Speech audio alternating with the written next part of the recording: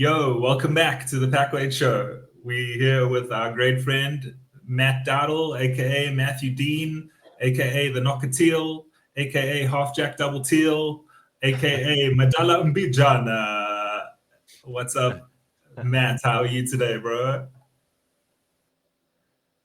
And his video's cut out. I'm back. Matt? I'm here, boy. I'm right here.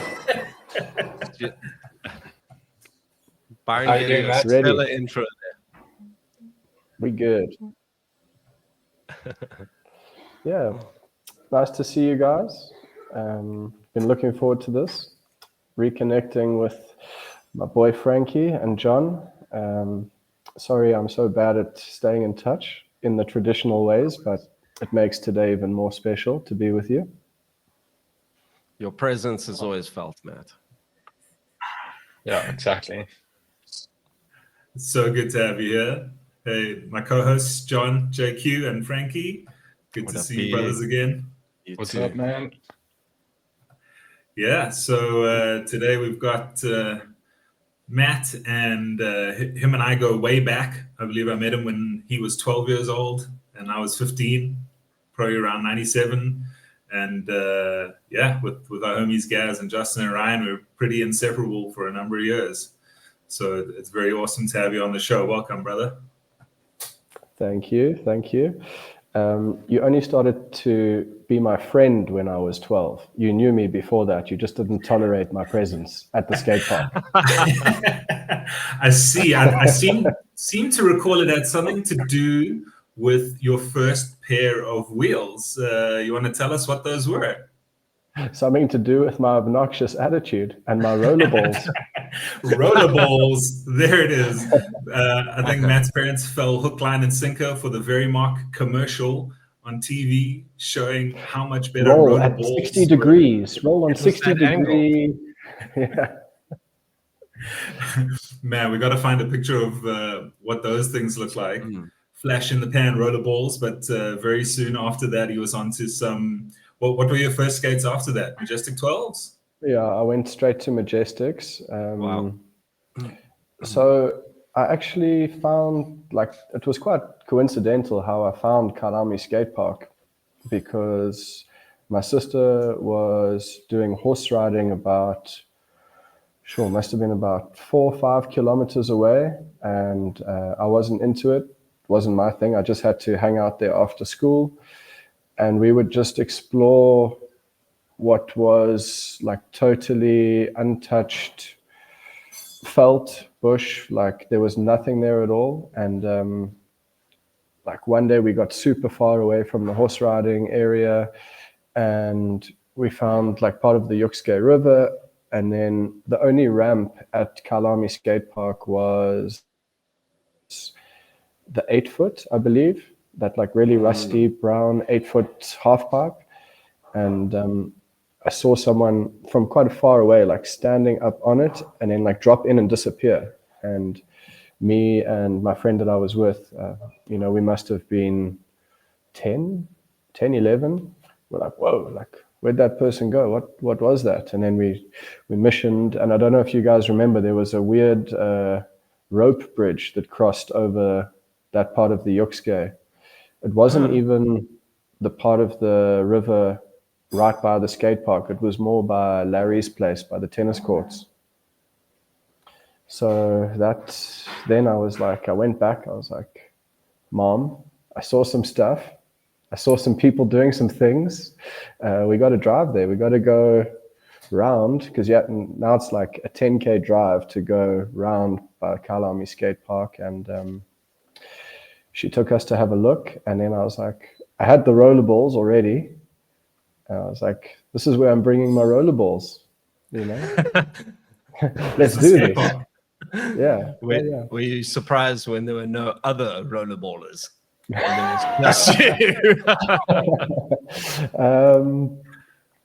I didn't think about it. I was just like, this is so much fun. I was like, I can go on these ramps too. It took me a while. I was a very slow starter, very slow learner in the beginning. But I think once I got the confidence level up, I got comfortable on ramps. Like a lot of people now, I was a ramp skater because of kind of my whole beginning part of my rollerblading career being at Kyalami, which had great transitions, big half pipes, big ramps. So yeah, I became a ramp guy. Took me a long time to get into street after that. Okay. And so when did you make the decision to switch from the balls to the blades? When the mockery became unbearable. No, actually, I pretty much wore through those rollerballs. I used them. Like I used to do. I don't know if you guys remember. I used to do like. Obviously, there's only one grind you could do on rollerballs, which was front side or back side. I used to do big disasters off those little 2-foot launch ramps, and we'd move the silver rail further and further away. It was like air, front side. Stuff was daring. Stuff was pretty wild back then. So I actually kind of killed the rollerballs, but I'd been begging my dad for Majestic 12s for a long time. And yeah, got that first pair, and then I was accepted. That's when Byron was like, okay, you can talk to us now. He can roll. He's got skills. Yeah, I mean, Matt was really good from such a young age on all of those transitions and ramps. Like he goes super fast, and being such a small stature physically, but large. How do we say? Large aura, just going huge. It was sick. So then he was accepted into my friends group, and then it still took a while for us to get accepted into your guys' friends group. So shit flows downhill, right? Yeah, I remember the hierarchy of the skate park was very interesting. Like at first I had no friends, and then I had like one friend, which was James Gladwin, who was also a little bit older than me. So I think the fact that older people were like, okay, he's friends with that James dude, then I could become friends with, it was actually Gaz more than you, Byron. You're a bit of a hate monger. Tough nut to crack, old Byron. He would ridicule you until he ran out of ridicules and then accidentally say something nice 1% of the time. It's all bought from insecurities, so I'm sorry. Yeah, dude, we were kids. I mean, I think about it all the time, what an impact kind of growing up and coming of age in a skate park with a lot of older people around me. I feel how that changed me and like helped me grow up in a different way. And Gaz had a soft side. Gaz, he would always come out with the olive branch, and he was like, "No, come, man! Like we're doing this. Come, do this. Try this." And he was definitely the social lubricator. And so yeah, eventually, our little gang was myself, Gaz, Byron. I feel like there was one more, and then like Ryan Campbell. And Butler, maybe? Butler was already skateboarding. He wasn't rollerblading, but he socially, Justin Butler was like very present. And then I saw that even Byron and Gaz, even though like they were 2 years older than me, were still not part of the older boys gang. Which was really at that time, like the main characters were Craig Uriah, Alon was there quite a lot. Graham Dietrichs was a big character in those days at the skate park. Jackson was in many ways the top of the hierarchy. Toby and Ben French also were like always there. And Nick Buchanan. I remember after like and Alonsky, yeah, no, I said Alon. Alon was there. Alon, when he had like his big afro and rocking Oxygen Argon, he was the only dude with those weird skates. Like you could see Alon was into like the counterculture. He was the alternative guy. And the skates said it all, No one wanted to wear Oxygen Argons, but he made them work. They were sick though. Those were tanky as heck. And Yeah. no, I I can don't say think you could. I don't think you could jump in them. They were so those things tanky. were heavy. And I think after the Majestics, I still had a pair of K2 fatties, which were also on the weird side of skates, but they were so rad. Yeah, those K2s looked good, and you did mad stuff. I remember watching you do crazy stuff with those K2s. Yo, there was a time when like cess sliding got huge, right? And like on the NIS competitions, I forget the guy's name, but he was doing these like spins into shuffle, like cess slide down the ramp, and I was trying to replicate all of that stuff. It was cool. But those fatties were weird because like, normally skates, the wheels kind of stick out the front a bit, whereas those ones were like a bit more backwards. They had a weird look and feel to them, but they were comfy and they were fun to skate. Yeah, man, you made those K2s look good. I think I actually wanted K2s because of how you skated them. And I don't know if you remember that other character that came up from Cape Town that we went and we would stay at his house in Cape Town, Ian. Yes. Ian and Roxanne. Yeah, well, Ian and me and Roxanne later got arrested in a story that we won't tell today. For not rollerblading, but a rolling trolley. A trolley stunt. Yeah, no, we'll keep it safe for work. No, Allegedly. Allegedly, yeah. Allegedly. Arrested. What sort of word is that? Detained temporarily. Yeah, temporarily. Yeah, Ian had K2s. Yeah, it was an interesting time. You could see the politics between like Roces and then like the guys from USD from Cape Town. They were like, no, don't skate Roces, skate USD. And, it was an industry, at the beginning of an industry, really. I was thinking about that actually, because I remember going, obviously Mel and Brent were Roces and pushed Roces. And then as far as I remember, it was Craig Schmedel's parents who had the upside down. Actually. Yeah. And as you said, they were pushing that and it was kind of Roces versus USD a little bit upside down at the time. Yeah. And then I think as things went, raises started coming into the Cape Town scene, but we'll get chat to those guys about how that all happened.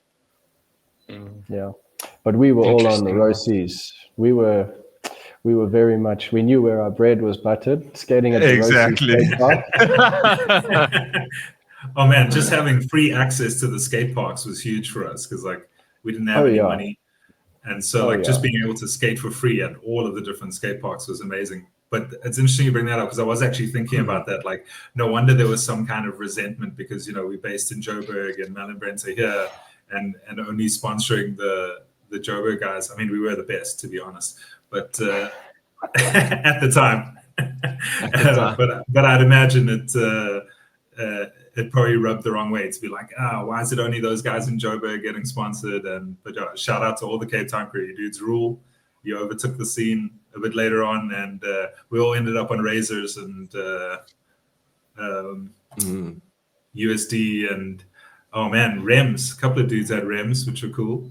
Oh, John, you rocked some at some point, right? Like those were awesome skates. Yeah, I mean, we're jumping around, but that's when I started bringing in from Sunshine Distribution. It was razors, rems, ground control. It was all those brands, 4x4 wheels, One Magazine.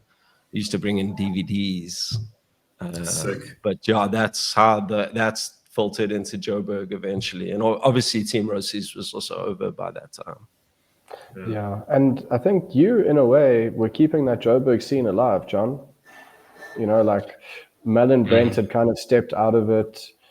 I'd just come back from overseas and quite a lot changed in those 2 years when I was in the UK. Like when I left, everyone was on the same trajectory we'd been on for the years before that. But by the time I came back, it was like the skate park was gone. That was the huge thing that like hit me when I came back from London was Kyalami skate park no longer exists. That was huge. That was like, the end of an era.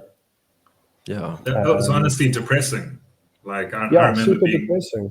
properly bleak about the leash not being there anymore.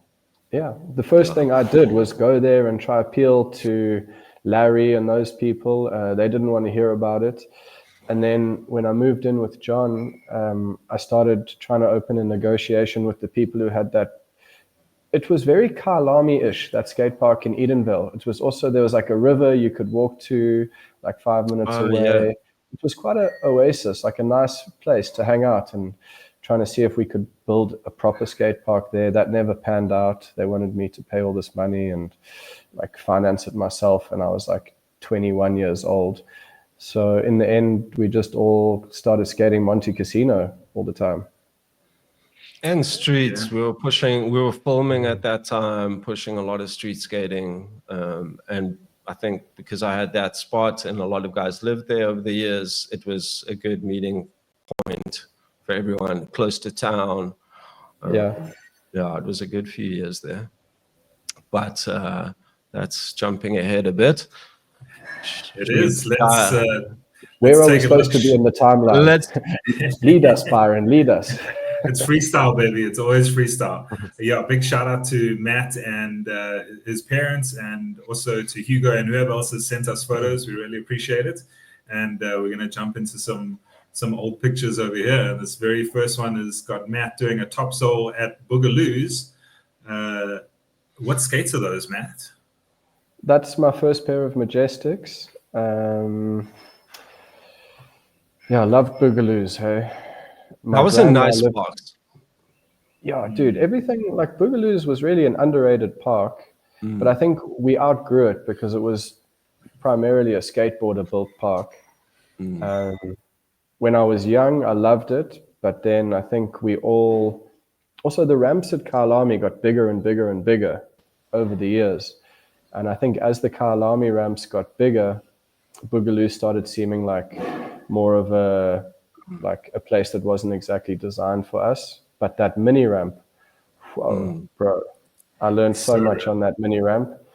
And also just watching Herman skate. This is Herman's park. You got to remember, Herman kind of owned this park in a lot of ways. And just to like watch Herman arrive at Boogaloos and rip it up, man, that was super inspiring for me.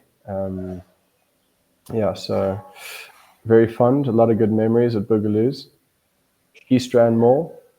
Absolutely, and yeah, as you say, it was a really rad park when we were younger, but it was also quite a lot further away for us. Like it was a good 40-minute drive at least to get there. And I remember us even taking my old Beetle there one day. I think it was you and me and Gaz, but like the clutch was completely fucked in my Beetle, and we drove on the highway at like 40 k's an hour to get to Boogaloos and go skate. We still drove that car there and back in no condition to drive. Yeah, the missions we did. And remember Sidewalk Surfer across the road? That was such an epic space. I love that mini ramp. Wow. Yeah. What about that? That was the only place to skate in the rain in those days. Exactly. I was about to say, as soon as it started raining at Boogaloos, we'd go across the road to Sidewalk Surfer, which had that sick wooden mini ramp inside the store. And so we could still have a skate session even though it was raining. Man, that's so funny. Just thinking about the rain, I remember obviously being school kids, we would look forward to Saturday to be skating so much. And like, if it got to Saturday morning and it was raining, we were just like apoplectic, basically. Just like, this is fucking bullshit. It's been sunny all week and now it's raining on my skating day. Yeah. So yeah, that's a sick one. Nice to see the mini ramp from this angle as well. You could get a feel for the little speed roller and the width of it, and yeah, that was a fun time. I'm gonna jump forward. We got two pictures here of James Gladwin, who Matt had shared with us. He was skating a lot with him at the time. Shout out James Gladwin over in the UK. James. Much love, brother. You can see one of the most famous skate spots here, the round curb. I'm surprised it hasn't come up sooner, but I'm stoked we got a photo of someone. Is this the first time the round curb has appeared in the podcast? Been discussed, first time, yeah. I think we may have mentioned it before, but certainly the first picture, yeah. And the spot on the left is also Sandton. yeah, so I kind of lived not too far from Sandton, so every now and then just get the folks to drop us off in Sandton. This doesn't exist anymore on the left. I mean, I don't even know. It was like a kilometer away from Sandton City. But yeah, James and I skated a lot in this area, man. This was our first like baby street skating, you know. It wasn't handrails and it wasn't like big stuff, but this was definitely where we cut our teeth learning the difference between a skate park and curbs that you had to wax. And also when you fall skating street, you tend to fall a lot harder. So that's for sure. This is where we became men. Rocking the majestic 12s. It's always cool to see those. And cool to see the new incarnation of them as well. Oh yeah.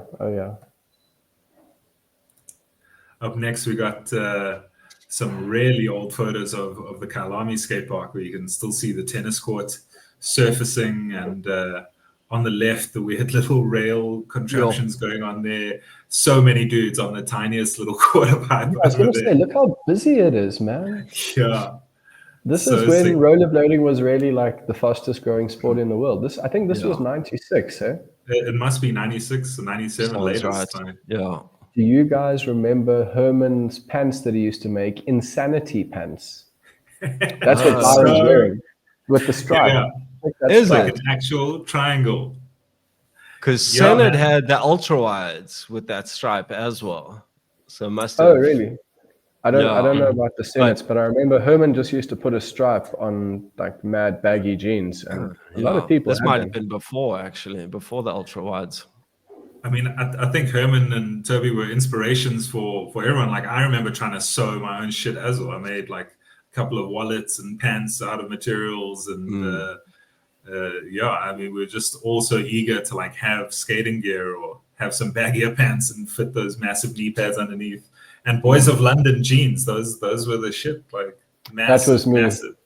I don't know if there's pictures. I don't know if there's pictures, but I had a pair of brown Boys of London that was my uniform for like 5 years. I remember those. Until they literally turned to dust. I wore those brown Boys of London. I had one Senate cap, which said Angry Youth on the back. It was like baby blue. I wore that thing backwards for years and years. That was like my first swaggy, steezy. So when I got my little identity as a skater, once the memory of the rollerballs was firmly out of mind. Never forget. Yeah, it's funny how all of these things are, you know, like how skating is linked to what you wear and, you know, your identity. And that's what I was talking about earlier. You know, like you really found your identity at the skate park through all of these different things, where you fit in with the different crews, who's coming from what side of the city and what you're wearing, you know, like all of these things are so interesting for me in retrospect, you know, like this is the makings of like everyone's early teens when we were so susceptible, so sensitive to like, oh, he's got that and he's wearing that and what are people listening to? We'll get to the music now. Yeah, but like, hey, Craig Uriah, can I please listen to your Walkman for like 10 minutes to get psyched up? Or Discman. Oh, man. Discman. Yeah. And then they'll start skipping. Some of them were such garbage. But can you imagine? Yeah, we had the old CD cases where you'd be flipping through, got all these mad CDs, Method Man, Ghostface Killer, all that shit. Killer Priest, when that came out, that was a big one. Oh, Heavy Mental. Big one. Who's the person that's been circled there in the photo, like pulling up their pants? I had to ask that too. They've been eliminated. Don't worry about it. Okay. It's been selected for something. That's so weird. I only noticed. We don't like you. Well, these are my photos, so either I did that or my parents did that. They're like, stay away from this boy. Yeah. From it's a hard distance, to make out of it. I think it's Nick Buchanan. That's my guess. Can't tell. I disagree, but I can't tell what it is. We're gonna jump into the next one. Yo, look at you. Got to be 12 years old, Matt. This is '97. Matt, John Bergeron, Ben French, Daniel Buchanan. Shout out to the dudes. So this was the competition where I kind of like broke out, where I went from intermediate to skating advanced. I think that's Dan Buchanan in the shirt, the green shirt, all the way on the left. And Ben. Yeah. Yeah. So dude, John Bergeron came with Arlo to this competition, I believe. And I qualified like quite far ahead of the pack in intermediate, and Arlo was like, no, dude, you got to skate with the big boys now. You got to go to advanced. And I think the day after this photo was taken, or even it might have even been this day, my thumb got, you remember when they used to throw like wheels and stickers into the crowd? We were all scurrying trying to get stuff that they were throwing out, and my thumb, somehow my nail on my thumb got totally ripped out in the crowd scurrying for stickers or prizes. And then I skated the rest of this competition with a big steel bendy thing over my thumb. And I remember.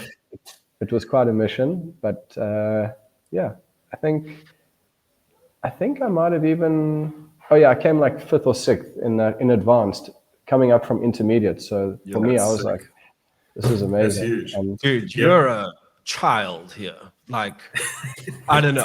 When I saw this photo the first time, like I have a memory of Bergeron coming, and I kind of remember what age we were. We were probably about maybe 16.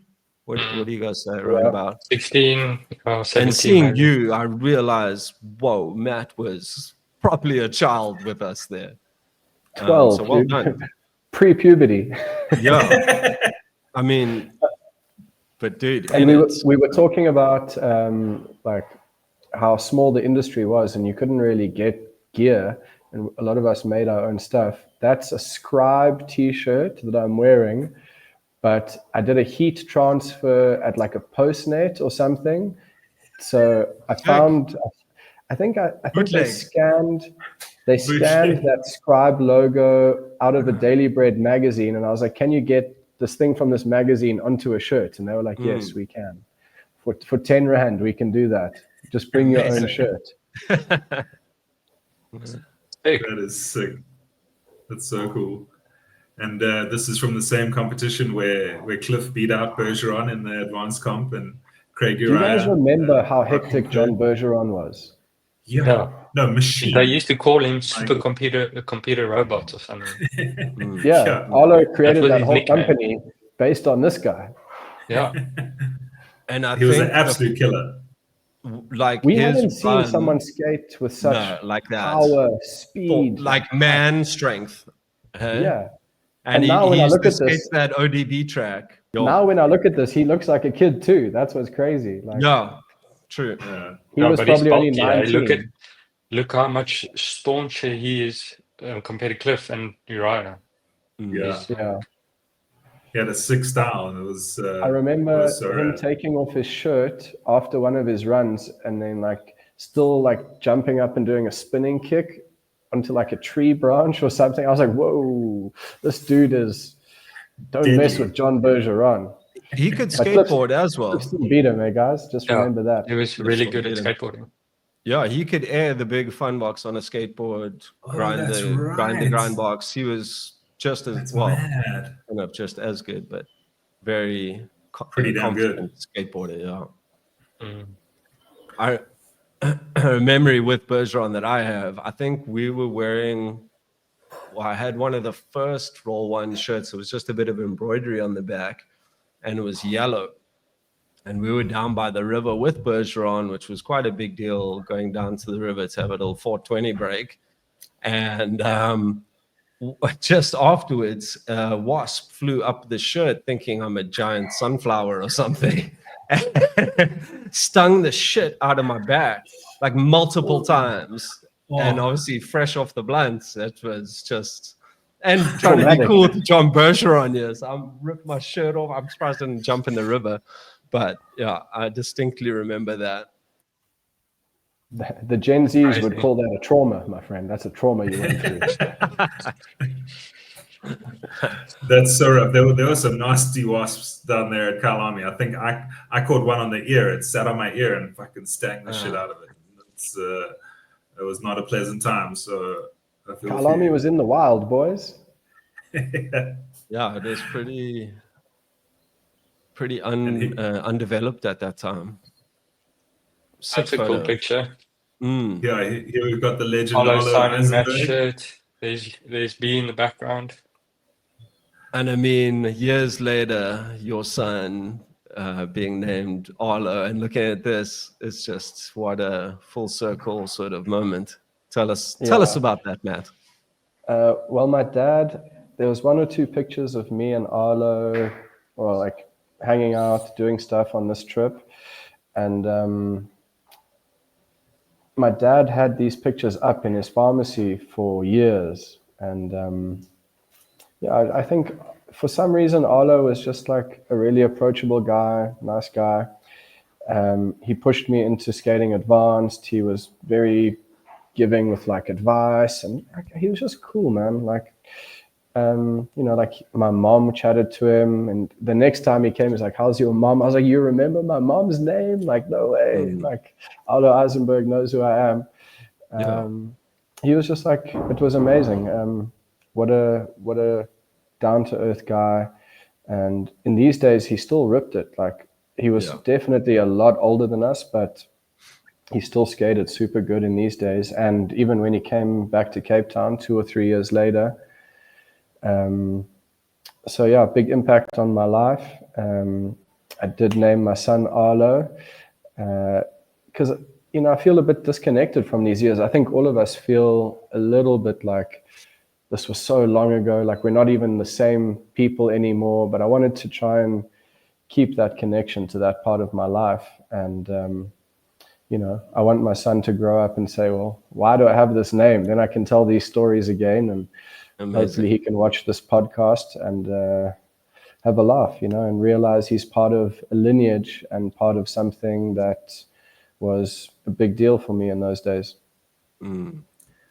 Totally. Like, firstly, Arlo is such a cool name, but besides that, he was such a huge inspiration for us. I mean, like, being this age and watching the Hoax, Mad Beef, Hoax 2, like all of that stuff, just like it's incredibly inspiring for all of us. And we used to run those VHS tapes, rewind the tape, play it again, like get hyped up for the skate session, and try be stylish like Arlo.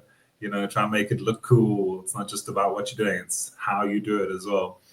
So that was the big difference for me from like '96 when when I first came to the park. For me, I just came to the park right after Sun City, 95. I missed 95, but I could see everyone was like very much still buzzing with what happened in 95 at Sun City. And that kind of showed you who the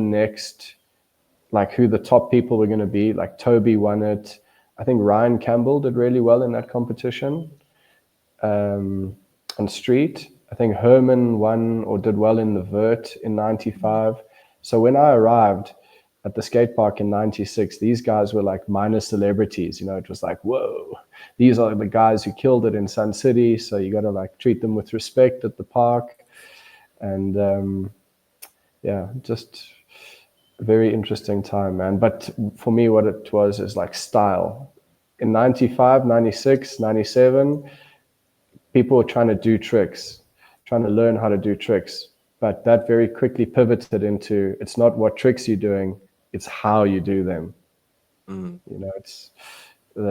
that's what I was saying earlier, the clothes you wear, the way you make it look. Like rollerblading was still finding its identity, and I think it had also kind of dropped off globally. It was no longer this like exploding global sport.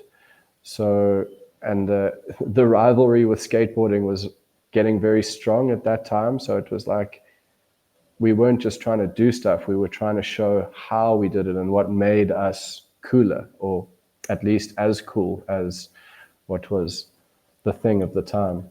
Yeah, I think worthy of being there. We wanted to show that we belong here as well, you know, and I think we would go to extreme lengths to prove that. Oh yes, very, very. And yeah, I think, you know, initially, as you said, it was about the style, but also like the clothing and the music and everything. We were trying to be separated from the spandex clad sort of like prancing around recreational rollerblading. Yeah, exactly. And yeah, as you say, that did start to become a lot of animosity from the skateboarders, because I suppose in some way we were copying some of their styles of clothing and chains to your wallet, and you know, just like those. But skateboarding just copped that from punk aesthetic as well. So it's like you don't own the looks of things, but yeah, I think it was, as Matt says, a time in rollerblading's history where this style of rollerblading was trying to become its own thing and noticed independently of other types of recreational blading and stuff. Yeah, absolutely. I mean, we would see recreational skaters and be like, yeah, what an idiot, like that's so lame, and like you're really doing the same thing different. Exactly. But we were like, we wanted nothing to do with it. We were like, not us. That is not what we do. And eventually years later, it's like we're all on wheels and we're all so much, okay, maybe not the rec bladers, but like with the skateboarders and the BMXs, we're all on wheels, we're all at the same skate parks. Like we're much more similar than you are different.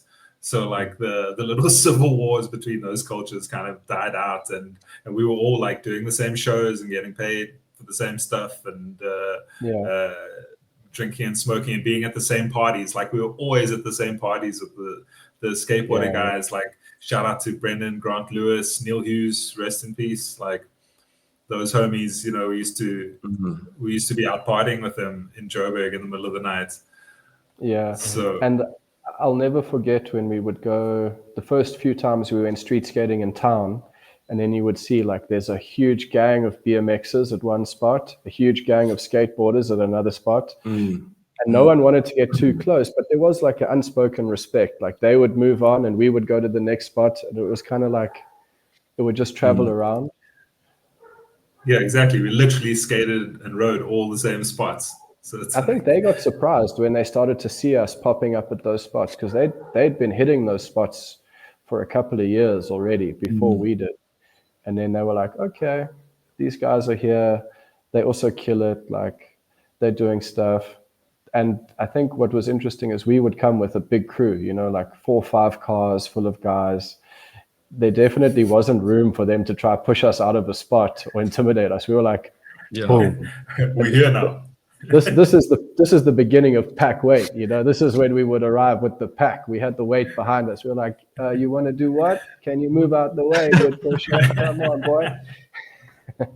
That's so funny, because it was 5 cars worth of guys, but we were squashed into 2 cars. There I see. The doors open and you just see people coming out, and you like wonder when's clown it car. ever going to end. How did they get 13 guys into that 2-door car? Yeah, so this picture, Matt's getting interviewed by what must have been, I don't know, YoTV or SABC, and in the background we see Alon with that afro. Matt was talking about the eyebrow ring. Shout out Alon. And there's Herman on the left, Ryan Campbell, and I think that's Graham D on the back right. And is that Craig Schmedel with the bald He's got head? the bald head, yeah. I don't know. Look, it could be Schmedel. Cliff, and then my little blonde hair sticking out there at the back as well. This So was it's a Bleach big was a time big for thing. Bleach. high schools were not happy about it. Wow. This is The a real sick Slim picture. Shady. Matt's wearing that medal and that shirt that he got signed by Arlo, and the guy with the glasses. Oh, he's just a sound guy. He's like, who is this kid? Yeah, no one really cared. They were just like, you're the youngest one. Let's go speak to the youngest one. Like, how are you doing with all these old children, young child?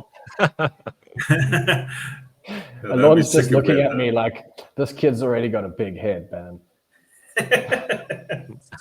He's like, you're not where I am, dude. Lon can grow a full beard already at this stage. You can see the sideburns. Yeah, I love this pic, man. Great picture. Yeah. That's so cool. And here we got Matt transferring between the mid-flight. Mid-flight, the next iteration of Kyalami. As Frank says, the speed ramp and the other mini, getting some nice, decent air out of there. And that's what we were talking about. Matt always did really well at competitions because he was smooth and fast and got some amplitude going. Creative lines. Yeah. Yeah, I think a lot of that was influenced by watching John Bergeron that first. Is this might be the competition after what we were just looking at? I think so. Could be. Yeah, does look later. I think maybe. Or might just be the next day, outfit change. But when you saw John Bergeron skate around the park, it definitely felt like, oh, that's how it's supposed to be done. You know, you're supposed to be hitting big air. You're supposed to be hitting like 20 tricks in your run and just like dominating with a lot of energy. Yeah, charging, man. So yeah, I was trying to be a mini John Bergeron. Yeah. So yeah, I think if this was 98, is this the competition when you would have got sponsored by Roces for the first time? Yeah. I think that sounds about right. Did you place third, or I mean, you did very well in this comp from what I remember. Yeah, I think this is the first time I got a medal in advanced. I think I came third. I remember, like, I can actually, not exactly, but I can still remember this, like planning this run. So my thing, because I felt like I wasn't as good as everyone else, I thought that like if I planned a better run and I didn't fall, then I had a better chance of doing well in the competition. So I really put a lot of effort into planning my runs and having a good line. And I remember I just learned how to do a kind grind on the blue rail, the rail coming off the fun box. And in this competition run, there was this part where I transferred into that little blue mini ramp, which was new. I think Brent had. This was also cool about Kyalami. Brent would always like get the park looking its best and have some new ramps just before a competition. You know, so these comp days were exciting to bring everyone together, but you're also kind of getting the best version of the park that you'd had. So in this run, I did a kind grind as well, which, scary times. I remember being like, if I can just land every trick in this run, I'm going to get a medal. Nailed it. Yeah. And then that got you on Team Roces, I believe. I remember it being after this conference. Signed up, and the youngest, newest edition. In retrospect, I think they just needed a really young kid on the team so that all the other lighties were like, oh, we can also be there. You know, it's just good marketing for them. Shout out Mel and Brent. We love you guys. Shame. I mean, maybe there was also an element of like they sponsored our whole group of friends. If you had to leave someone out, not just with you because you deserved it, but like myself, let's say. And I remember the only you had to skate comps, and I didn't like to skate comps. So it was like, we'll put you on Team Roces, but you have to skate comps. Was I on Team Roces before you, John?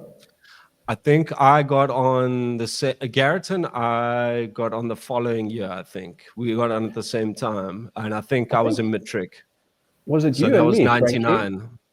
I came on at the same time as someone else. So before me, I think you were. It might have been Frank. I think I got onto Team Roces the year before. Okay. In 97, when we went to Germany that year. Oh, yeah. I remember being so jealous of you guys going to Germany, hey? Yo. I was like, one day, baby, I'm going to travel the world for skating. Oh, man. Yeah. And then you went with Cliff, hey, Frank? Yeah, Herman, Cliff, myself, and Schmidl, I think, went. And Garrett, no? Oh, and no, Garrett went the following year to Switzerland with me. But I think Mark Highland was there as well in Germany. because me and him got lost from the group and slept on the street one night. I heard these. Yeah, you guys came back as rock stars, and then you had all these stories. That just made me think, like, wow, I really want to do that. I really want to. I got a big injury that year on my leg. Cut my whole shin bone open. It was so bad. Ooh. Yeah, the injuries were coming thick and fast. And I remember that because you and Ryan Campbell also, he hit his shin open on the side of the fun box and like mad stitches. Like he's still got a scar to this day, just huge shin open. Like that was the scariest, biggest scar I'd ever seen. It was like a huge V on half of his leg. Yeah, it was wild. On my leg. Yeah.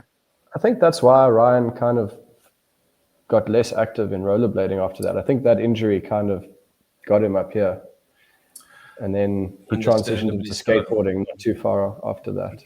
Yeah, I think he also did just think skateboarding was cooler, but I don't disagree that hit to the shin was pretty damn serious. So if I recall correctly, he was like trying to do a 720 or a 900 or something on the fun box at the time, and like that was way before anyone was doing that. So dude, if Ryan kept skating, he definitely was going to be whatever he chose to do. He was going to be one of the best. Dude was always so good at everything he did. It was rollerblading, skateboarding, kung fu. Like he started kung fu, and that's what got us into it, Matt. And, he was definitely an inspiration into kung fu.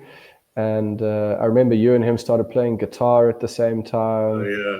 All of us starting to draw graffiti at the same time, and Ryan was just like naturally talented at everything.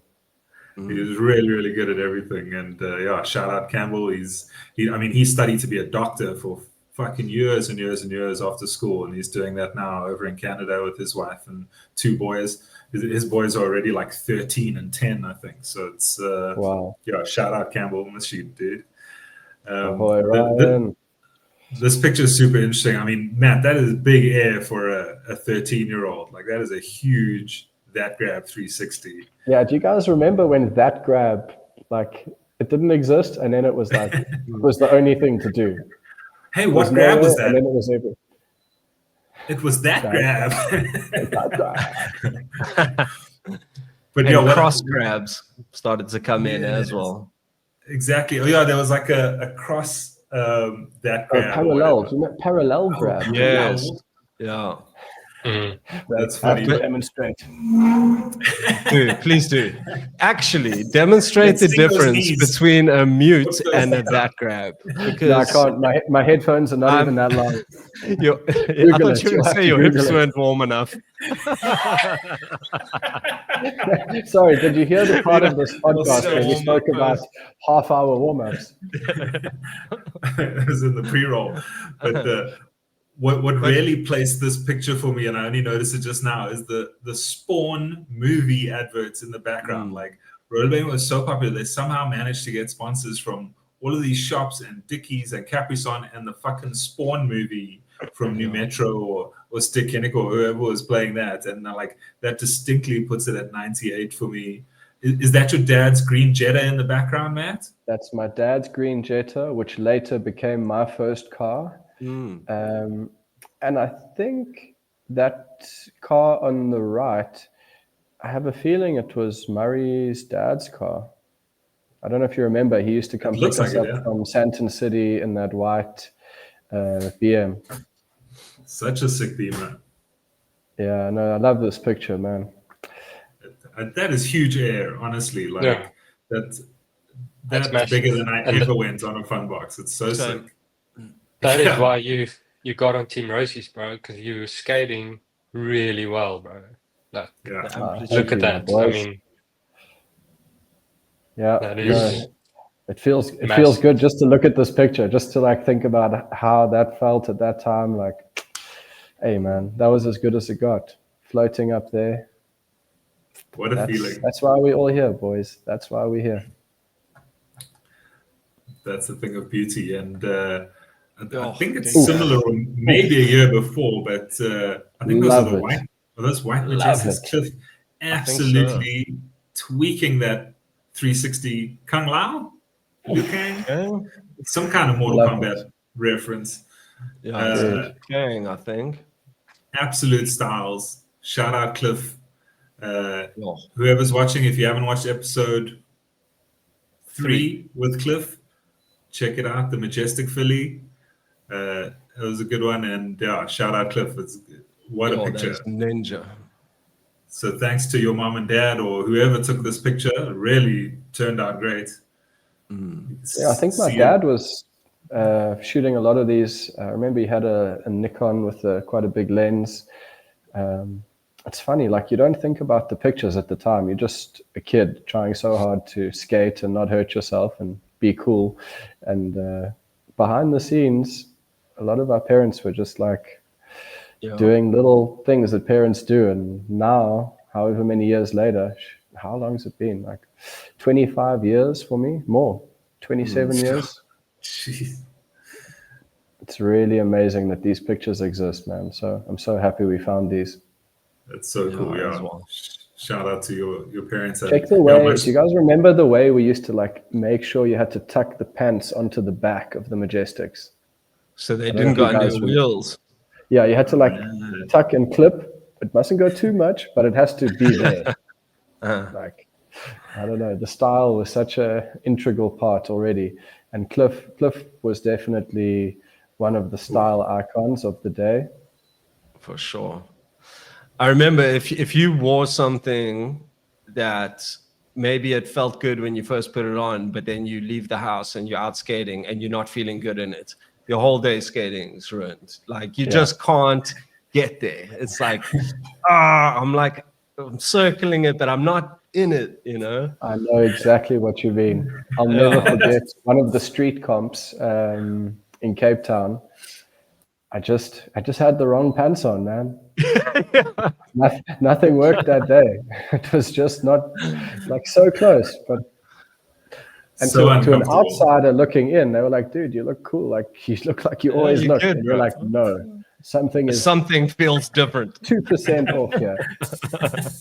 That's so funny. Like you'd have some old shirt that had shrunk in the wash. It was just too short in the back. It's just like hating this old shirt. Which is why we eventually made the Roll One shirts that was went on for days, longer than a satellite dish. Yeah, those are white Majestics. Cliff bought them in Germany, and I also bought a pair there of white Majestics because they were released there, but not that we hadn't had them in South Africa yet. So definitely they were. He definitely looks like he was already sponsored by Senate because he's got the Senate ultra wides and a Senate shirt that I don't think Boogaloos even got those Senate shirts by that time. The toothpaste logo. Oh yeah. Oh, it's crazy. Man, those white Majestics were like so shiny and fresh when they were new, but you can see as soon as they took some damage, they're just going brown now. It looks cool though. I dig that actually. Scuffed up. If I got another pair of skates, I would go for white. I think I did some of my best work. My favorite skates I ever had, the Grail. Don't know if we ever said it right. The white ones. White Grails. Around the time of the Rand show, like the first Rand shows, or maybe the second Rand show. That was my favorite, man. That's the skate that I feel like I did my best work in. Nice. Oh, they were like this cream color. Actually, not white. They were like this cream color, weren't they? Yeah. Or were they white? I feel like they were... the Grail. I don't know. I actually... the Grail were white. The Grail were white. The Majestics were kind of creamy, weren't they? The Fifth Elements were cream. And the red ones and the green ones. Oh, that's right. I mean, speaking of the Fifth Elements, I think those are the skates you guys have got here. We got Cliff I think and Frankie. Frankie's wearing them on the right. Yeah. You guys sharing a helmet.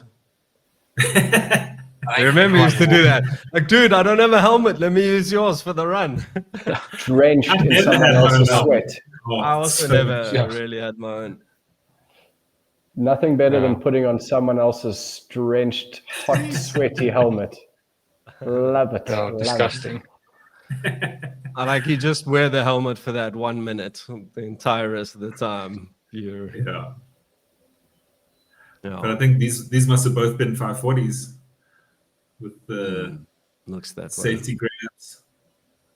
Jeez, I never thought I'd be higher than Clifford. Yeah, probably just the timing of he's already coming down there. No, I'm just joking. I'm sure he was coming down already. Oh, this is amazing. Remember Look, that we all little took turns being the highest. So Exactly. Spend some time there down. It's not a competition, guys. No, this was a competition, John. Yes. Sorry. I forget. If we're wearing helmets, you know it was a competition. That's a competition. There is no way to get us into a helmet any other time.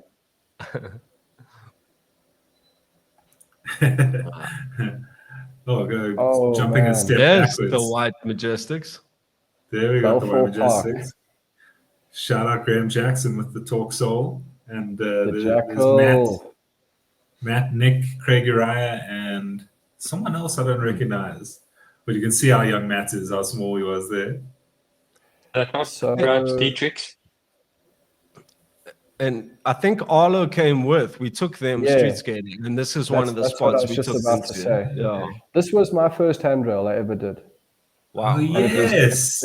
It was in this moment. On this day. I was like, on this day, I was like, Arlo is here. John Bergeron is here. Everyone's here. I was like, you are doing this rail. Like, this was my first street rail. That's so sick. Yeah, this was pretty burly rail, yeah. Did you soul grind it? Or what I did a soul grind. I landed the soul grind. Then I tried to get clever and do some other stuff. Fell hard. And I think we still had the finals the next day that we had to skate. And I was like, I'm out. I'm just going to try and be okay for the finals the next day. Oh, this is when torque soles had kind of just become a thing. Yeah. You can see Graham pushing for that torque in the front foot. It's easy.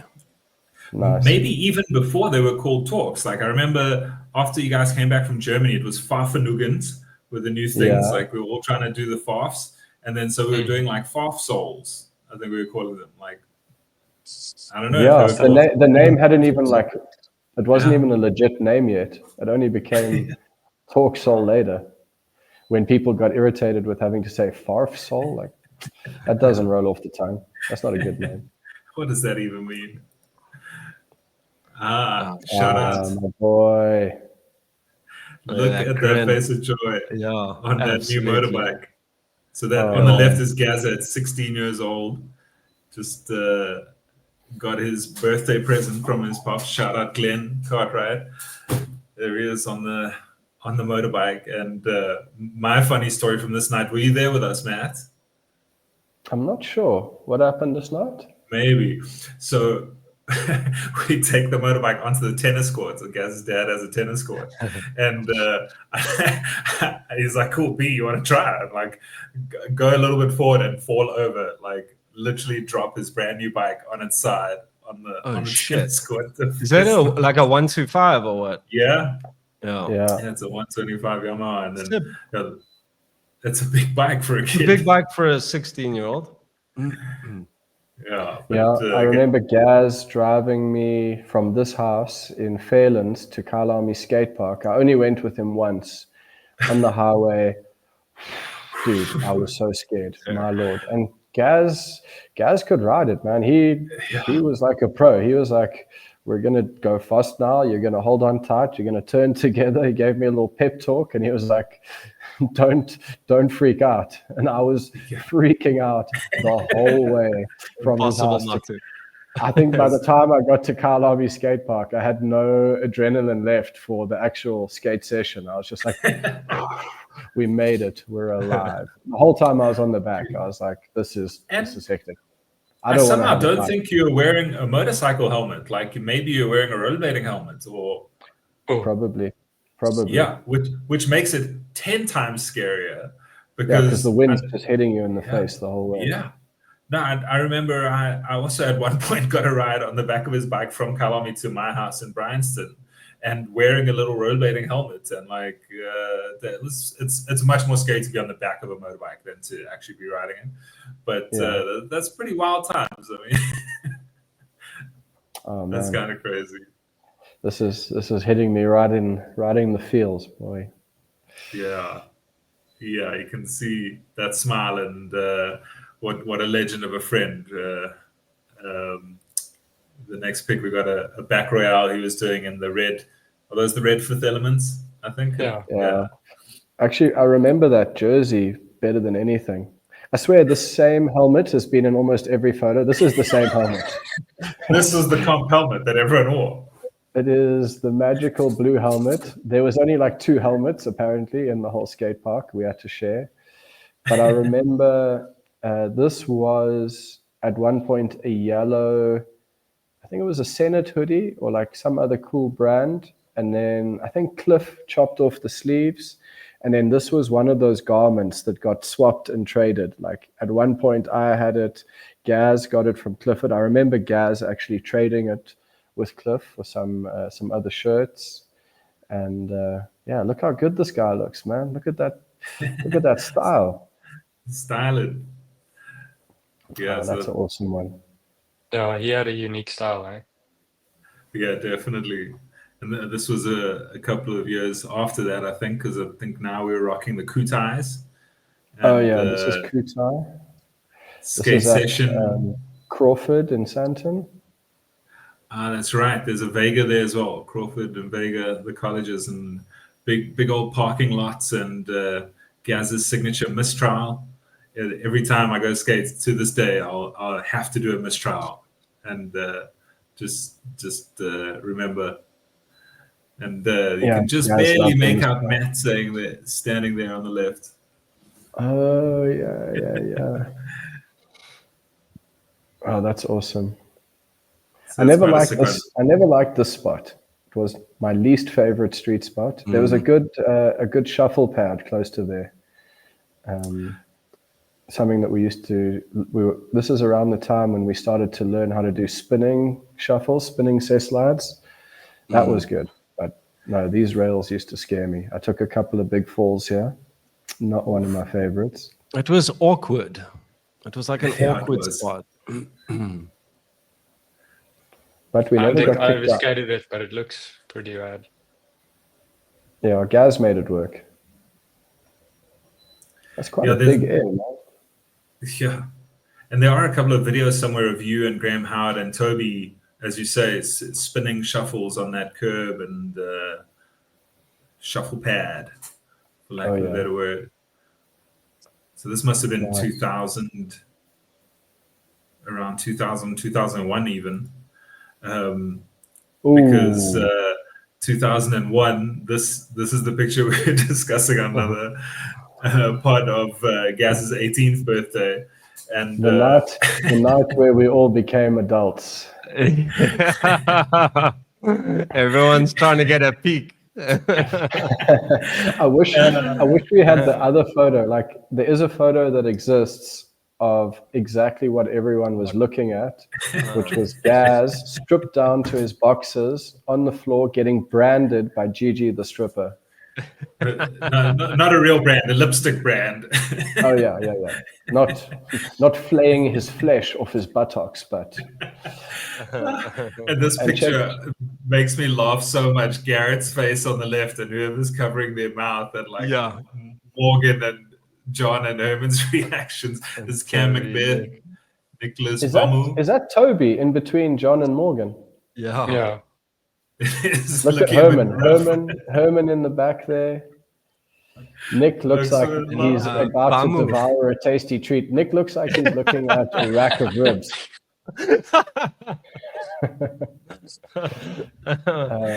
Bamu, some of the skateboarders were there as well. Yeah, good crew. Yeah, a lot happened on this night. Yeah, this picture makes me laugh so much. And that was at Gaz's parents' house with his parents. It was at his dad's house. His dad had organized the sick 18th for him. During the day we were at the German Beer Fest. I remember at the School Bazaar. drinking beers all day, and then we came back here, and Gaz's dad had rocked more beers for us, and this entertainment, and this was the best party at the time. This was the best party I'd ever been to. This was the benchmark. Oh, it was such a vibe, man. We laughed. This picture makes me fucking laugh. And the following morning, me and Gaz headed over to his mom's house for the celebrations with her. You can see a couple of coolers or something in the back there. But as you can see, there was some kind of blunt rotation in our drive. Yeah. So dudes were grilled, hungover and grilled. And Byron, why did you edit out your eyes? Where did your eyes go, B? I could not see a thing. Man, I wish I had that T-shirt today. I think I have that shirt that Gaz is wearing in that picture. No way. It's now turned to the light gray of your Wu Wear shirt. That's how many times it got washed. Said it was good quality. You could wear these shirts to the point where the print would actually like separate itself from the shirt. And I think you made a bookmark where you have like just the center print on a bookmark, but the shirt had pretty much disintegrated. Yeah, man. Yeah. We were hard on clothing in these days. Totally. We didn't have much, and we wore it all the time. Yeah, clothes would get worked. You'd fall in them, you'd sleep in them, you'd put them at the skate park for like a 12-hour session in the sun, sweat. Like, it's amazing that some of these clothing garments are still around. Yeah, 100%. And all getting swapped around between the gents on the session. So yeah, after it must have been a couple of months, 6 months later, when Gazza passed, and this was the following weekend, or just a couple of days after, I think, after the funeral. Matt and I had gone to buy a crate of spray paint from, what was that place in Boksburg? Spray Flow. Spray Flow. Yeah, Spray On was expensive, but if you drove to the heart of Boksburg, you could get Spray Flow for like half the price. Yeah. I remember. So we got this crate of paint, shout out home. And yeah, we were all together painting this memorial for Gaz. Painting your old house, B. Yeah, and we had already moved out. I think I told this story previously, but we'd already moved out, and we went here to paint this anyway because, I mean, we were naughty kids and believed we could get away with it. And like I said in the previous story, my mom had come to visit to like check us out while we were painting and stuff, and that's when the cops arrived to kick us out. Well, obviously to be like, what is going on here? And my mom was like, no, it's my house. Like I hired them to paint my wall. It's for their friend.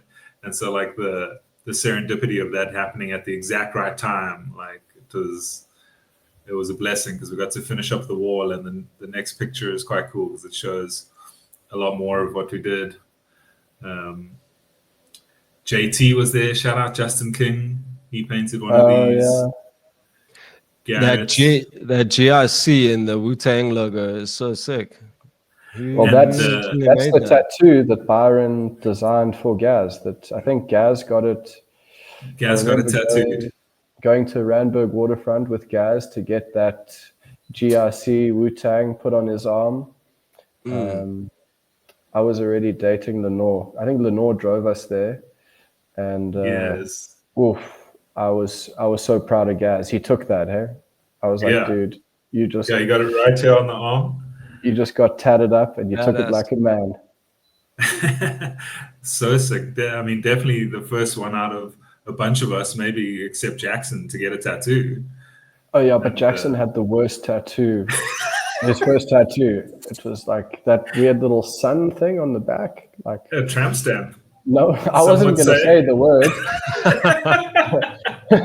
I wasn't going to, not to say it was bad, but it was just like,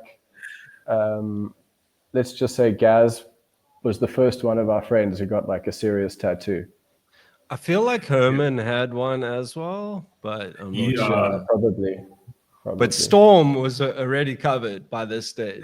She had the most tattoos of anyone that I knew. Totally.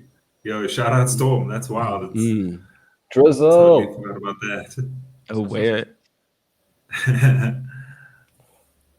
So yeah, that's quite a sick one, man. What a memory. Because I mean, this wall obviously no longer exists, and this whole property got renovated into like office buildings and shops and weird shit. It's like a Hewlett-Packard office block now.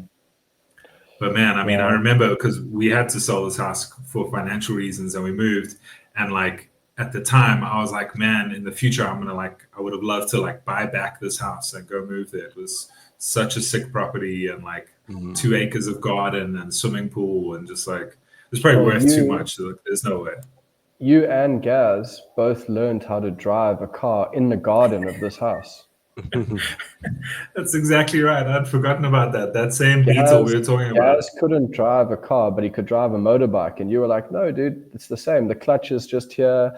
And the fact that you could actually drive a car pretty fast, like a little course around this garden, it was insane, man. That was crazy stuff. I had forgotten about that because not only would we drive it, we would then start doing handbrake turns. You guys used to go nuts. I was so much younger than you that no one even offered me. They weren't like, do you want to drive next? They were like, he's still a child. Yeah, well, I mean, if I was 18, you would have been 15, I think. Yeah. So that's just too young. I say that having been the one who started driving at 16. You were the guy who took us to the park every Saturday, B. Yeah, exactly. I remember the Beetle rocking it, and then there was some Saturday nights where we would go illegally, maybe unknown, to drive out in the middle of the night to Sandton, and because we couldn't drink there, we would then race to the 7-Eleven to buy cheap wine and take it home to drink. I remember that so well. At Sandton City, and it's like, it's 11:15. Let's hit the road. We can still get 2 bottles of crackling and go sit at your house and drink some of the world's worst wine ever made. We would play coinage with it. Ooh, no, amazing. So now we're jumping ahead. It must be a year or two, I think, after that. And down in Cape Town for the Alex Grohl Cup, Matt's rocking some topside acid, a Unity.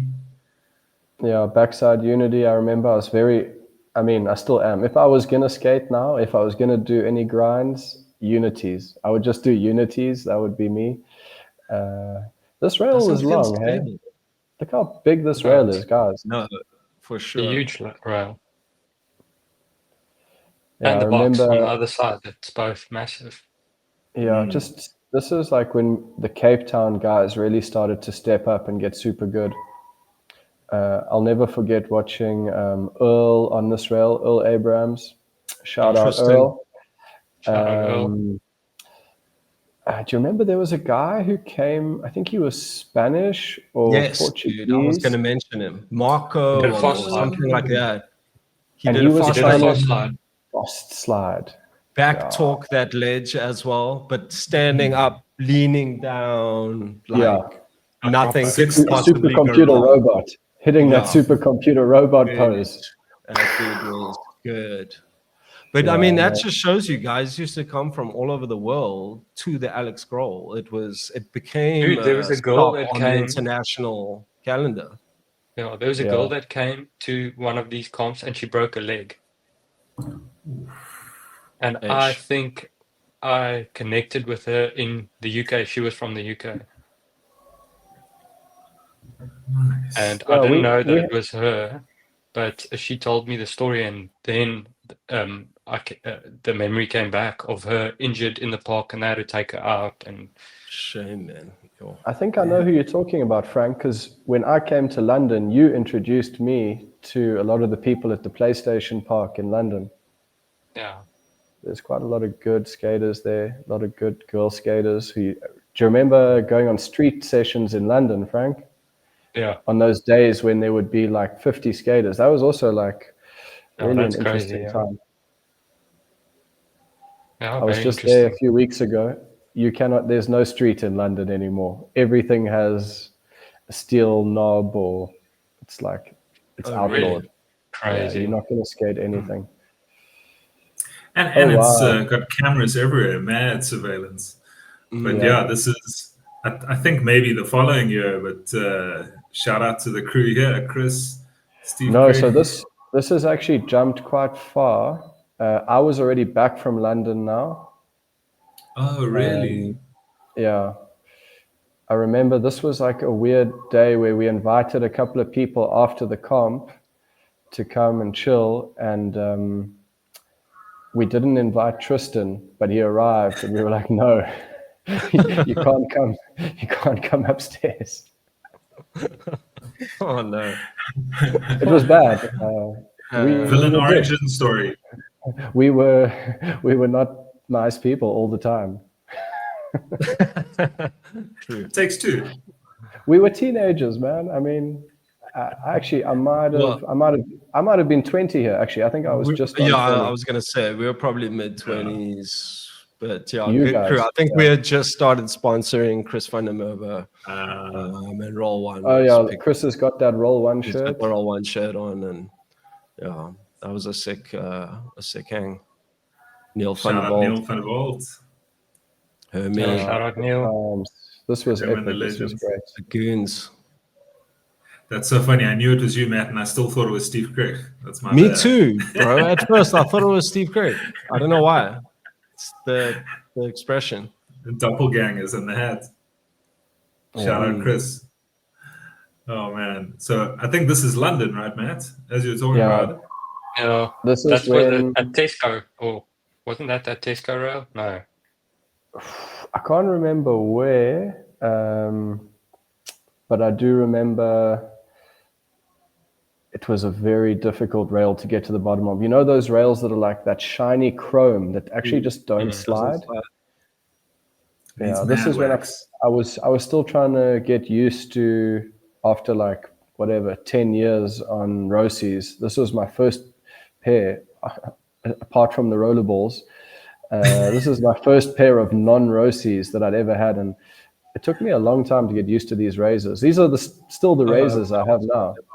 Oh, really? Okay. Crazy. The white is, you've had those a long time, eh? Yeah. It's time for Unlike a new you pair. guys, I have not done much skating in the last 10 years. I 2 can or 3 count it sessions. on one hand. Yeah, 2 or 3. That's it. Sick top acid, rocking the UK summer. Yeah, definitely. Must have been summer because I'm wearing shorts. That doesn't happen in the UK often. I can see your Oscars from here.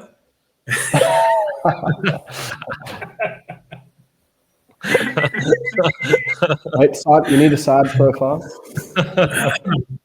Oh, dude. What is that? What is that? See a little silhouette of a man. When you see it from the side, then you know it's serious. You also have them, Greg, don't you? I've got one in one knee, not both like Matt. And that's so funny because I remember, Matt, you and Herman making fun of each other about having aliens in your knees and toes. Yeah. No, that was a good time. But yeah, for those listening, it's Osgood-Schlatter's disease, where your knee gets a whole big old growth growing out of it, and happens often to teenagers who take a lot of stress and strain to their legs and their knee joints. I still maintain painful. that I would be at least a centimeter taller if I didn't get it. I feel like my knees, instead of growing up, they went sideways. Might also be able to kneel properly if you didn't have them, man. Those things are so sore if you hit them on anything. I kneel to no man. Really sore. It's like This is why I kneel to no man. No, but for real, can you go and sit on your knees now, or is it painful? No, not It's really. too sore, dude. It's really sore. And if you bump it on a table or something, it's fucking agonizing. On a thick carpet, yes, I can kneel. I do on a my towel best floor. kneeling on my children's play mats now. And Soft it made it squishy one. difficult for Kung Fu, because there were sometimes when you finish something in Kung Fu and you would be like on your knees ready to jump up and whatever. And like I remember, Matt had to properly lean back to be able to do it. It was rough. Take his weight off. Yeah. And then this must have been the following couple of years when you were back from the UK, I think. Yeah, and, I only started wearing those ridiculous hats like the one on the right. Peaky fucking blinders, mate. Peaky Blinders, like 20 years before Peaky Blinders. No, wait. I picked up a penchant for the taxi driver hat when I was in the UK, and obviously just wearing wife beaters the whole time. Yeah, my style was interesting in these days. I was a grown-up skater now. Now I was a grown-up skater. Yeah, and obviously I think we were sessioning thrashers more because Kyalami was no longer around. And we would session the Monte Cassino skate park, but I think, that also didn't last all that long there. So nice true back Savannah. This box was sick to skate.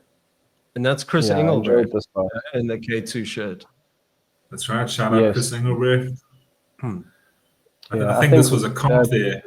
Yeah, the one on the left is from a comp. I think I came second, and the Chris's were on either side of me. Okay. Sick one there. Thrashers had some cool comps as well. Yeah, they did. Oh, wow. This is when we went back to Brent's house for his 50th. Yes. I think so, yeah. It must have been 2012. Sorry, we're jumping around a bit. But some cool photos here. Yeah. I think it's the first time we had all been together with Mel and Brent in many years already at that stage. So this was a very festive time. I enjoyed this day. Yeah, that was awesome. As you say, it had been so long since we had seen Mel and Brent. I know it had for me. And it was so good to celebrate. It must have been his 50th, right? It was his 50th, yeah. Yeah. And they got him that trumpet. Saxophone. Saxophone, close. Yeah. Close enough.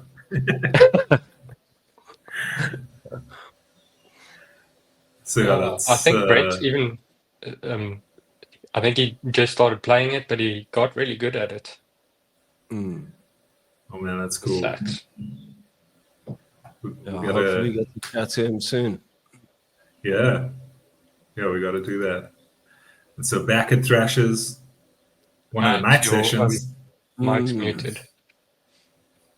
Now we start. There we go. That roll one green print with the black. I did like that one. Ooh, the white with the green everyone print. Is wearing roll one. Yeah, we're wearing roll one as much in this era as we all used to wear Senate back in the day. Totally. Yeah, well, that was a big part of it. The shirts were so comfortable, being a little bit longer, and nice cozy collar and nice thick material. Those shirts lasted really well. Like the couple that I've still got left, my wife wears them occasionally, and like they're still thick and really nice and holding their shape well. And it's like 20 years later almost for those shirts, which is pretty crazy. When people who didn't rollerblade saw us wearing them, I remember getting quite a lot of passive-aggressive comments about, why are you wearing your nightie? Like, nice nightie. Exactly. And you still had the medium, or you weren't wearing the large, were you? These were fairly short. I mean, do you remember the first version? I'll never forget Nick Buchanan wearing those big red ones. The red ones, down to his with knees. the satellite. Like, it looked satellite-ish. Yeah. Oh, dude, those were massive. Yeah. Eric was actually telling me he's still got his Roll One satellite logo shirt, which is one of the first we made. Yeah. But there'll be an episode on Roll One, I think. I think that's an episode on its own. Definitely. Yeah. But the XLs were huge. Like I used to have to rock the XL, and it was down to the knees basically. Yeah. It's awesome for skating because like nobody wants the short shirt in the back. Yeah, I think that's what you were talking about earlier, Byron, as well, is later on, I mean, this is all like kind of in a lot of ways the end of my skating career. Later on, we were so at one with the rest of the rolling sports, you know, the skateboarders, the BMXers. And, you know, that's what Roll One was always supposed to be for us, was something that all the rolling sports could wear, because we had so much in common, including Rolling One. You know, it was just like, it was such a great idea at the time. This idea of unity in the rolling sports and bringing everyone together. And we had, you know, we had Kung Fu that was a big thing for all of us, that, you know, regardless of what you did at the skate park, you would all see all the other guys at Kung Fu during the week. And the lifestyles were so similar. So I think Roll One was just such an important time in South African action sports. Yeah. Yeah, we're gonna Definitely brought a lot of people together in the end. And we had a lot of support from guys outside of rollerblading. But I think rollerblading was our, we kind of prioritized the rollerblading. Yeah, I was going to say, it was mostly us wearing it, but people, you know, people were, but you had like excited. Stephen Dover, Brendan Lazar was wearing them. You know, a lot of our affiliate crews and friends were definitely rocking it. It was cool. And shout out to Gordy. Yeah, exactly. At one stage, we were trying to give clothing to Rayco, DJ Rayco. We were like, this is going to be our next brand ambassador. Yeah, man. No, we tried, bro. We just needed to carry on for an extra 3 years. We never made it, but before we kind of stopped as social media was starting, which I find we didn't predict that one too well. That's pretty funny. We've still got a Roll One clothing group on Facebook somewhere, and it's got some stuff from that time, which is wild.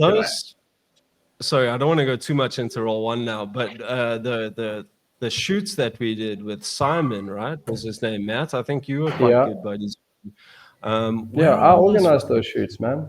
Yeah. Where are all those photos now? I think they only exist on Facebook, dude. Yeah. Really? They are only on the internet. Because I've got all our designs, and I've got all the like actual clothing stuff, but I don't have any of the shoots we did. Yeah, we must definitely do a Roll One episode, get those shoots. And I don't know if you guys remember the advertising material we used, the stencils of the sausage dog, the light bulb. Who's got the biggest sausage? That was brilliant. Dude. Yeah. We've gone off topic. We're drifting. I love it. To bring it back, another Thrashers night session. Now that I'm looking at this night session, I didn't realize what sort of strange... Okay, so this is in the era of rollerblading where grabbing your skates was no longer cool. Clearly. I think that was all about freestyle, expression. That move is one step away from modern dance. I don't know, almost like a turn down that you do on a bike, but you know what I mean? A bit of a body whip. Yeah. Freestyle Liu Kang body whip. Sick. It's a dope photo. Well done. Whoever took these photos. Where did you find this, Byron? Facebook, I think. Like, good question.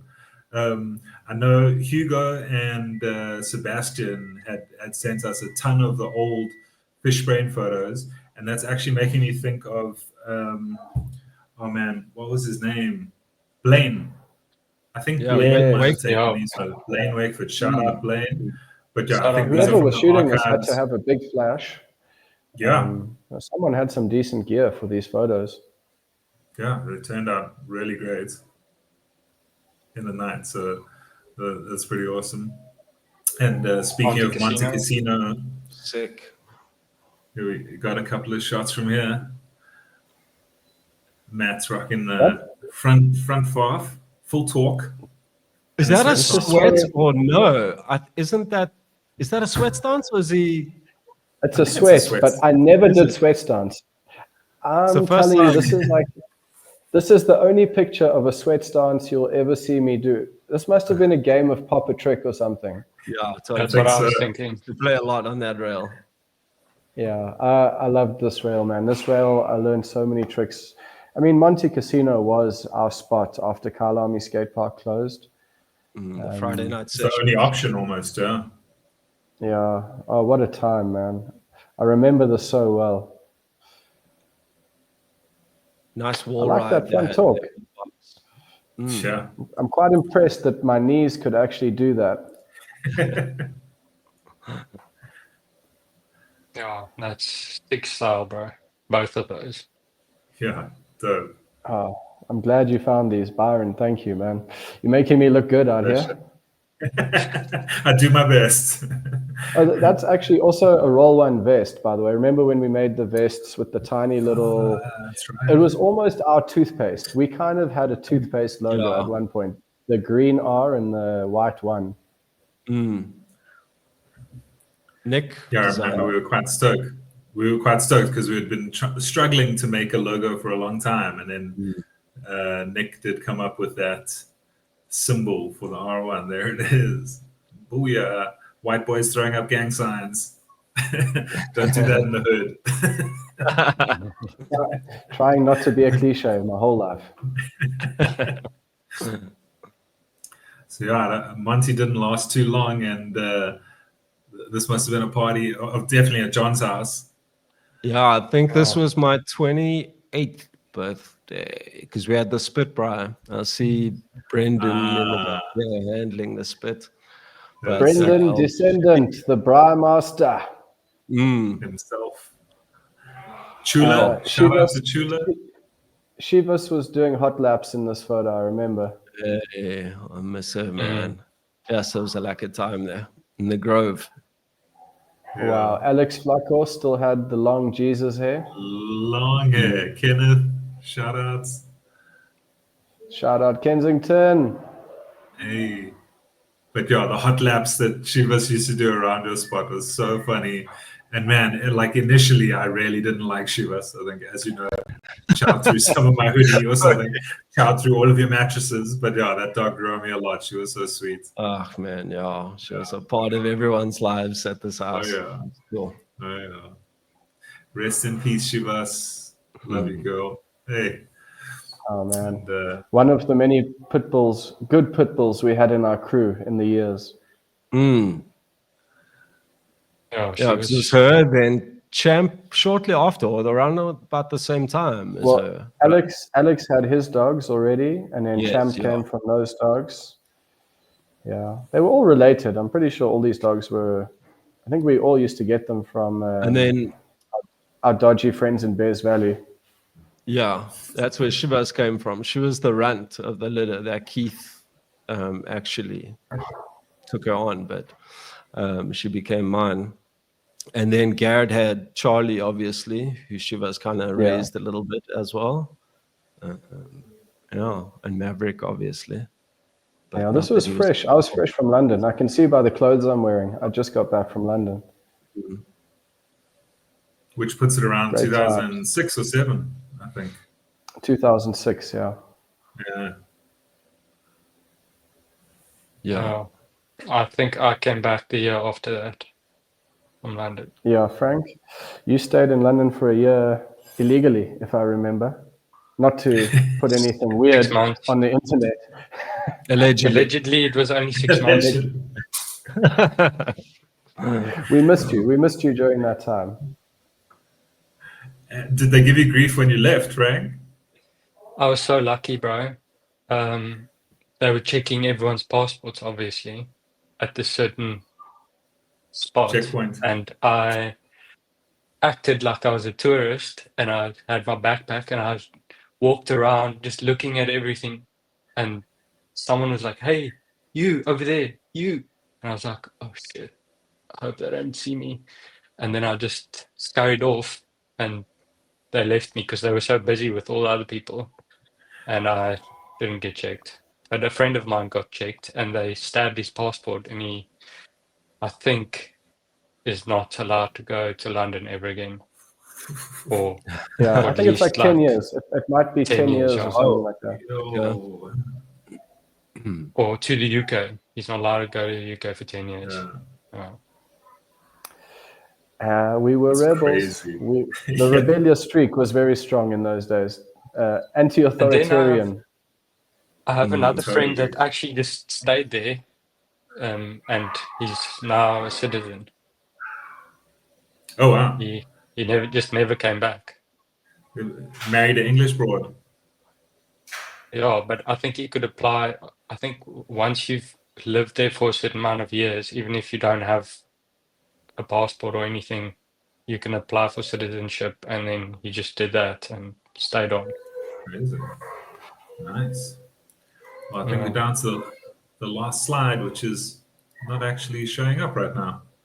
So I didn't remove it just in case you're thinking that. Why was it a picture of John doing something he shouldn't be doing? Not at all. It was you and him lounging on my dad's tell the story. boat for my 30th birthday. There's a picture of you and me, and I think I had a pink drink and wearing also a Roll One basketball top, but my nipples were very prominent in the picture. And I was like, Byron, I object to putting that picture. but I don't know what that insecurity is, because we could certainly not see your nipples in the photo. You weren't looking hard enough, Byron. I don't think we need to go down this road. I don't think we need to use the N word. I'm even make it happen because we found it. Oh, Byron. Now everyone's looking. I literally can't see your nipple. It's like, I can see it. This is sexy. a great. Oh, it was a great side profile of my knees. My mutated knees. And our mutated lungs. Where you weren't there, Byron? I'm not sure why you. No, I couldn't make it. I can't recall why. I was so bleak about missing. It was your 30th, right? It was my 30th. Yeah, it was a good one. Oh man, so bummed. What year was this? Yeah, would have been. I'm gonna say 2011 exactly. 2011. Yeah. Oh, so I already had the words. Actually, I remember I had a splinter stuck in my hand that I didn't know was there. I'd had an injury of something that happened at the club, and then while I was there with you guys that weekend, I was wrestling with John, and this thing that was like 2 centimeters just like popped out of my hand, and it had just been like chilling in my palm. Yeah, that I mean, was a great I deserved it. But I also that's the same holiday you burst my eardrum. I'm sorry. I apologize again. No, I deserved it, bro. I deserved it. I think with a slap. Yeah, he caught me on the ear with a. I'd been feeling guilty about that. I felt guilty about that for a long time. And I was fucking with him, I think with some shaving cream or something. And we were taking Oak's eyebrows off. So I deserved it. But I remember the whole trip, my ear was in such pain and bleeding. Yeah, because you flew to Australia like the next day or something. Yeah, when we got back to Australia, yeah. But that was a sick holiday. And Goons jumped into the pool and smashed up his nose. Jackson had one eyebrow, fell getting onto the boat and chopped up his leg. There was multiple incidents. Jackson was bleeding within 10 seconds of getting onto the boat. Yeah, he missed as you would expect. Stepping on. Yeah. No, that was an excellent weekend, man. That was such a great time. And we rented the van. We all flew down. It was a sick time. I was 25 by then, so I had 10 years of experience on how to defend myself against you guys. No, you caught me with a good one. I think we even still shared the same room. I think you and I shared a room at right at the end. We actually always shared rooms. Something that we never spoke about at all was I wanted to speak a lot more about Sun City. I know you guys spoke about Sun City a lot in the other podcasts. A lot of stuff we haven't brought up there. Yeah, like we could almost do a whole episode on Sun City, but I'm pretty much out of time for today's session. But yeah, Sun City we got to talk about. John, you were my roommate for a long time, and Frank, you and I also had to share a room in Sun City once at the Cabanas on one of the what was it called, summer or like spring festival. It was around the time of my birthday, like some spring thing in Sun City. Spring break. And we all shared the big hostel get into rooms. Those Sun Cities. Yeah, and the Luries, bro. The Luries was a big one there. That's when the fire extinguisher incident happened. Toby got kicked off Team Roces, got banned from Sun City. There was a lot of lifetime ban, they say. But shout out Melon Bread. We'll get into that at another stage. Yeah, you guys, you need to find some more pictures of those days. We must have pictures of us jumping off that third-story balcony into all the mattresses that we put at the ground floor, jumping out of the hotel room. Yeah. You guys should think about doing an episode with Brent. I'd like to do it with them both, if possible. Get the moose involved. Yeah, for sure. We'd love to. Yeah, we've got to get in touch actually and arrange a time with moose them. And be much better to do it in person, I think.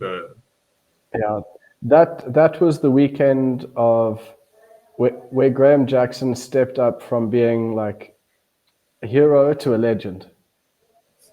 that was his time. That was a really special moment for the evolution of the Jackal, I think. The Luries. Yeah. And then we had to go back to Sun City 2 weeks later. That was probably the best show we ever did. I think. Yeah. Graham Howard was in it. Who did our huge laid out flips? Was he from PE? Wayne Iverson was his name. Was he a part of that? He was part of our show team. He wasn't like legit Team Roces, but when we did certain shows, he was the guy. I mean, he did those massive flips, like misty flips, like 10 feet over the box, full body extension. That was a good show. Yeah, Luries was special. No one fell, and that was high pressure. Bro, we rehearsed that like a lot. More so than we rehearsed any other stuff. And on the night, they used so much smoke from the smoke machines that you couldn't see anything. You couldn't even see the ramps. And it was dark in there. There were stage lights. It was very hard to see those ramps, I remember. That's when we were transitioning from being a street team to I don't even know what to call it. A team of clowns on wheels for corporate events. But we were there for the money, guys. We were getting paid. I think it felt really good for us to feel like we were actually getting paid properly for doing the thing that we loved. And we also never spoke about Rand Show, so that's something that's a big one as well for the future. Yeah. There's not a lot of good pictures from the Rand Show, so that's a project to try find some pictures from Rand shows. There's a really nice group one of everyone who participated, and one with, I'll rather surprise peeps with them. Wasn't there one with Thabo Mbeki when he was president? That's what I was trying not to spoil. Doesn't matter. Really doesn't Spoiler alert. It's only been on Facebook for like 15 years. Thabo Mbeki. Yeah. Yep. All right. Shout out. All right. Yeah. Thank you, all my friends. I think we're going to call it there for today. That was really great. Yeah, Thanks, you, Matt, guys, for joining us. Thanks for joining us. So good to catch up with you, boys. Great to see you and take this little trip down memory lane. Really enjoyed it. Thanks for getting all those pictures together, B. Yeah, pleasure. Thanks for providing some of them. And it was a great pleasure to talk to you, my friend. And thank you for coming on our show and sharing your memories. We really appreciate it. All right. 2. Cheers, guys. Much love. Shot, homie. Speak Much soon. love, boys. Peace. Much love. Bye, everyone. See you next time. Thanks, guys. Peace. Cheers.